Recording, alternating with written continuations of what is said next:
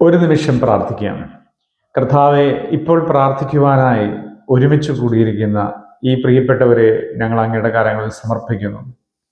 ജീവിതത്തിൻ്റെ ഏതൊരു സാഹചര്യത്തിൽ ഇരുന്നു കൊണ്ടാണോ ഈ ചെറിയ പ്രാർത്ഥനയിൽ പങ്കുചേരുന്നത്, ജോലിസ്ഥലത്തോ ആശുപത്രിയിലോ വഴിയാത്രയിലോ പ്രതിസന്ധിയുടെ നടുവിൽ നിലകൊള്ളുമ്പോഴോ എപ്പോഴാണെങ്കിലും കർത്താവിൻ്റെ വലിയ സ്നേഹം അനുഭവിക്കുവാനും ദൈവത്തിൻ്റെ രക്ഷാകരമായ പദ്ധതിയുടെ അനുഗ്രഹത്തെ സ്വീകരിക്കുവാനും ഈ പ്രിയപ്പെട്ടവരെ ഞങ്ങൾ അനുഗ്രഹിച്ച് പ്രാർത്ഥിക്കുന്നു.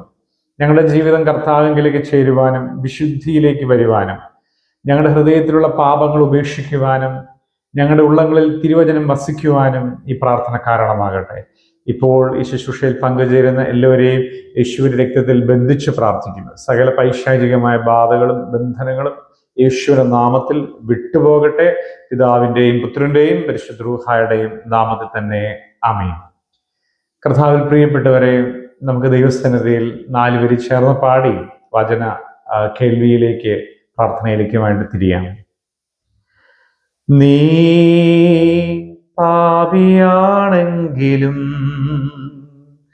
നീ രോഗിയാണെങ്കിലും നീ ആരായിരുന്നാലും ദൈവം നിന്നെ സ്നേഹിക്കുന്നു. നീ പാപിയാണെങ്കിലും നീ രോഗിയാണെങ്കിലും നീ ആരായിരുന്നാലും ദൈവം നിന്നെ സ്നേഹിക്കുന്നു. കൊരിന്ത്യ ലേഖനം 1 കൊരിന്ത്യർ 5-ാം അധ്യായം 7-ാം വാക്യം നമുക്ക് ചേർന്ന് വായിക്കാം. ഇപ്രകാരമാണ് അവിടെ രേഖപ്പെടുത്തിയിരിക്കുന്നത്: നിങ്ങൾ പുളിപ്പില്ലാത്തവരായിരിക്കാൻ തക്കവണ്ണം പുതിയ പിണ്ഡമാകേണ്ടതിന് പഴയ പുളിമാവിനെ നീക്കിക്കളയുക. ദൈവത്തിന്റെ ഹിതമാണ് നാം ഒരു പുതിയ പിണ്ഡമായി മാറുക എന്നുള്ളത്. മാവിനോടുള്ള ബന്ധത്തിലാണ് അത് വർണ്ണിച്ചു പറയുന്നതെങ്കിലും നമ്മുടെ ജീവിതമാണ് അവിടെ വരച്ചു കാണിക്കുന്നത്. നാം ഒരു പുതിയ ജീവിതമായി മാറാൻ ദൈവം ആഗ്രഹിക്കുന്നു. നാം ഒരു പുതിയ സൃഷ്ടിയാകാൻ ദൈവം ആഗ്രഹിക്കുന്നു. വിശുദ്ധ ജീവിതത്തിലേക്ക് വരാൻ ദൈവം ആഗ്രഹിക്കുന്നു. ദൈവത്തിന്റെ ആഗ്രഹത്തിനൊത്തവണ്ണം നമ്മുടെ ജീവിതത്തിൽ എന്തെങ്കിലും നമുക്ക് ചലിക്കാനായിട്ട് സാധിച്ചിട്ടുണ്ടോ? ഇപ്പോൾ ഈ ശുശ്രൂഷയിൽ പങ്കുചേരുന്ന പ്രിയപ്പെട്ടവരെ, നമ്മെക്കുറിച്ചുള്ള ദൈവഹിതം അതാണെന്ന് അറിയുമ്പോൾ നാം പൂർണ്ണമായിട്ട് അതിനെ ഏൽപ്പിച്ചു കൊടുത്തിട്ടുണ്ടോ? ഇല്ല എങ്കിൽ എൻ്റെ കർത്താവെ, നിന്റെ ഹിതം എൻ്റെ ജീവിതത്തിൽ ഇന്ന് നടക്കണമെന്ന് പ്രാർത്ഥിക്കുക. ദൈവത്തിന്റെ ഹിതം നാം ഒരു പുതിയ മനുഷ്യനായി മാറുക എന്നുള്ളതാണ്. അതിന് മറ്റൊരു വാക്ക് വേദപുസ്തകത്തിൽ പറയുന്നത് ദൈവത്തിന്റെ ഹിതമോ നിങ്ങളുടെ വിശുദ്ധീകരണം തന്നെ. പാപം ചെയ്ത് അകന്നുപോയ മനുഷ്യനെ വിശുദ്ധി കൊടുത്ത് ചേർത്ത് പിടിക്കാൻ വേണ്ടി കർത്താവ് സ്വർഗം ചായ്ച്ച് ഇറങ്ങി വന്നു. നാം ഒരു പുതിയ പിണ്ഡമായി തീരുവാൻ ദൈവം ആഗ്രഹിക്കുന്നു. എന്നാൽ എന്തുകൊണ്ടാണ് നമുക്ക് പുതിയ പിണ്ഡമാകാൻ പറ്റാത്തത്, പുതിയ ജീവിതമാകാൻ പറ്റാത്തത്? ഇത് നമുക്കറിയാം. ഒരല്പം പുളിമാവ് കുറെ മാവിലേക്ക് ചേർത്ത് വെച്ചാൽ ആ മാവിനെ മുഴുവനും പുളിപ്പിച്ച് കളയാണ്. അപ്പോൾ ഈ പുളിമാവ് എന്ന് പറയുന്ന പാപമാണ്. ഒരു മനുഷ്യന്റെ ജീവിതത്തിൽ പാപമുണ്ട് എങ്കിൽ ആ പാപം ആ വ്യക്തിയുടെ എല്ലാ ജീവിത സാഹചര്യങ്ങളെയും കടന്നാക്രമിക്കാൻ ഇടവരുന്നു. യേശു പറഞ്ഞു, ഒരു പാപത്തിൽ തെറ്റിപ്പോകുന്നവൻ സകലത്തിലും തെറ്റുന്നു. ദൈവത്തിന് സ്തുതി, ഹല്ലേലൂയ.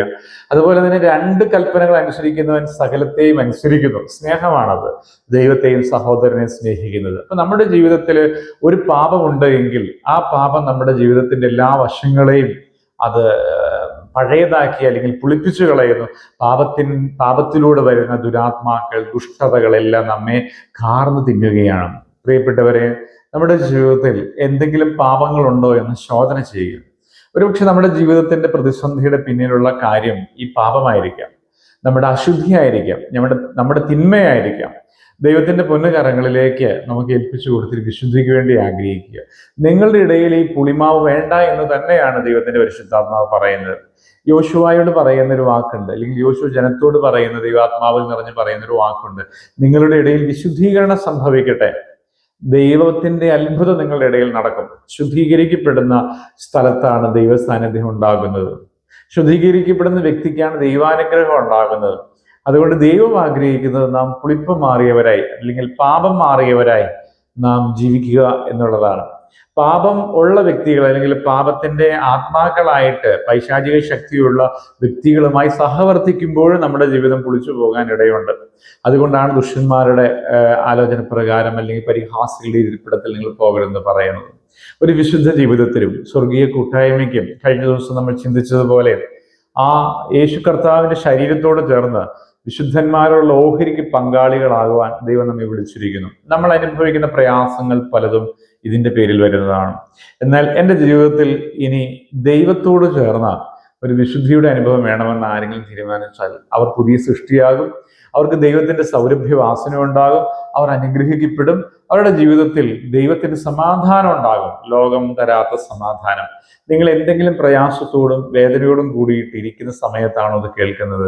ദൈവത്തോട് ചോദിക്കുക, കർത്താവേ, എൻ്റെ ജീവിതത്തെ ഇന്നായിരിക്കുന്ന ഈ അവസ്ഥയിലേക്ക് മാറ്റിക്കളയാൻ കാരണമായ പുളിമാവ് ഏതാണ്, അതിൽ പാപം ഏതാണ്? ദൈവം നിങ്ങൾക്കത് വെളിപ്പെടുത്തി തരും.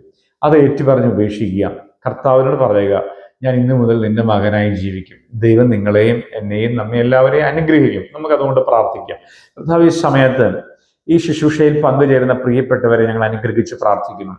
യഥാർത്ഥമായ അനുതാപത്തിലൂടെ ഞങ്ങളുടെ ജീവിതം പുതിയ പിണ്ഡമാകണം, പുതിയ ജീവിതമാകണം, പുതിയ സൃഷ്ടിയാകണമെന്ന് ആഗ്രഹിച്ച് പറയുന്ന ഈ മക്കളുടെ മേൽ യേശുവിന്റെ രക്തത്തിലുള്ള അഭിഷേകം ഇറങ്ങട്ടെ. ഇവരുടെ പാപങ്ങൾ യേശുവിന്റെ രക്തത്താൽ കഴുകൽപ്പെടട്ടെ. ഇവർ പുതിയ സൃഷ്ടിയാകട്ടെ. ഇവർ അനുഗ്രഹമാകട്ടെ, വിശുദ്ധീകരിക്കപ്പെടട്ടെ, കൃപ കൊണ്ട് നിറയട്ടെ, ദൈവസമാധാനം കൊണ്ട് നിറയട്ടെ. ഇവരുടെ രോഗങ്ങളെ കർത്താവ് സൗഖ്യമാക്കണമേ.